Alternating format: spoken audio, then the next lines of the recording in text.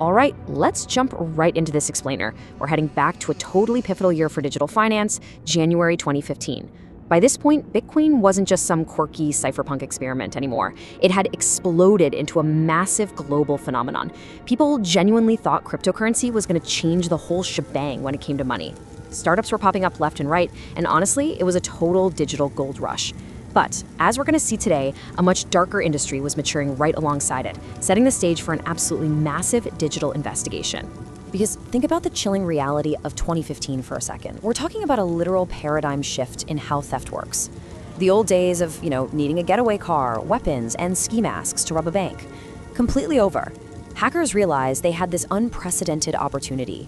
Sitting in total silence, armed with nothing but a laptop and decent Wi-Fi, they could siphon millions of dollars from anywhere on Earth. It was this invisible, remote threat, and the financial world was, frankly, totally unprepared for it. Section 1. The Rise of Bitcoin. To really get how these hacks went down, you have to look at the vibe of early 2015. Crypto was blowing up globally, and everyday folks were pouring their life savings into these digital exchanges. But here's the catch. The hype and the cash were flowing in way, way faster than the security could keep up. There was this super dangerous mismatch between the massive amounts of money being held and the actual organizations holding it. These weren't traditional banks with decades of vault security.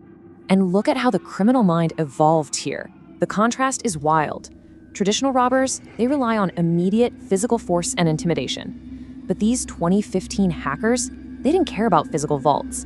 They went after the human element and the code. They meticulously scanned exchange software for outdated servers. They hunted down weak passwords. They crafted custom malware and spun up fake websites. And honestly, the scariest part was their immense patience. They didn't try to kick the digital door down, they just patiently targeted regular employees. Section 2. A new kind of criminal. So we're looking at a totally new breed of cybercriminal here. No smash and grab stuff. They operated with a level of quiet precision that literally terrified cybersecurity experts. Actually, scratch that. They weren't just guessing passwords. They were running highly coordinated psychological operations. Their playbook was basically a meticulous four-step process. First, they'd shoot over carefully crafted phishing emails to exchange employees, emails that looked 100% legit, just to trick them into handing over their logins. Step 2, they'd take those credentials and slip right into the network totally undetected. Step 3 is where that crazy patience kicks in, quietly mapping out the systems, hunting for the specific wallets holding the customer Bitcoin. And Step 4, just waiting. Sometimes they'd lurk in those networks for months, just watching and learning. Section 3. The digital heist. And that leads us to the climax of the whole thing. After months of lurking in the shadows, the wait was over. They had the blueprint, they had the keys, and they knew exactly how the exchange worked. So late one night, they finally pulled the trigger. Just picture it. It's midnight at the exchange, and suddenly the network lights up. Thousands of Bitcoins start flowing out. At first, the automated security didn't even flinch. It just thought they were regular customer withdrawals. By the time actual human engineers realized massive amounts of crypto were dumping into unfamiliar, unauthorized wallets, it was total panic. They're racing to freeze the systems. They managed to stop a few, but the rest already confirmed on the blockchain. And once that happens, no way, it is gone for good. In just minutes, millions simply vanished into thin air. The fallout was instant. The second news hit the forums and social media, absolute market panic. You had customers frantically logging in, terrified, realizing they couldn't withdraw their money, or worse, finding their accounts completely drained. Bitcoin prices went absolutely crazy, leaving everyone with this one lingering, terrifying thought. Could digital money really be secure? Were these platforms actually equipped to protect billions in assets? Section 4. Tracing the stolen funds. Once the digital dust settled, the forensic teams had to step in. Their mission? Figure out how on earth this happened and where the money went. And what they found in those server logs was straight up chilling. Looking at the IP addresses and login histories, they realized this wasn't a one-night break-in. These hackers had been there all along. The investigators found out the attackers had quietly learned the exchange's backup systems, their withdrawal protocols, the whole shebang, long before the actual theft. The only struck once they fully understood the entire security apparatus. It just goes to show, the most dangerous criminals are for sure the most patient ones. But hey, the good guys had the ultimate forensic tool on their side, the blockchain. Since it's a permanent public ledger, every single transfer leaves a traceable trail. So the investigators rolled up their sleeves and started the monumental task of tracking those stolen coins, hopping from wallet to wallet, following the digital breadcrumbs left behind by the hackers.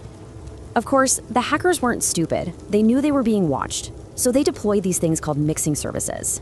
It's basically a tool designed to take stolen crypto and shred it into hundreds of tiny transactions, bouncing them all over the place to intentionally muddy the waters.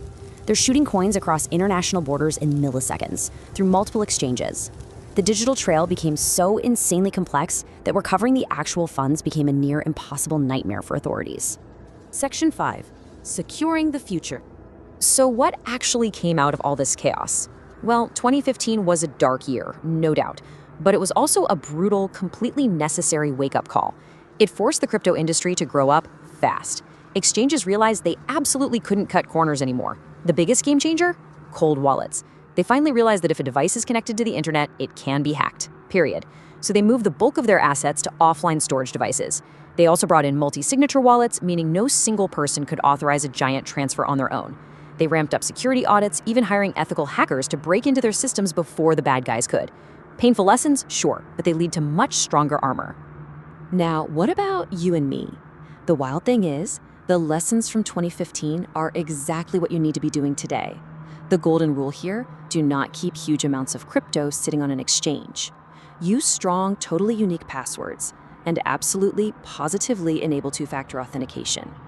Always stay on high alert for phishing emails, and double-check those crazy long wallet addresses before you ever hit send.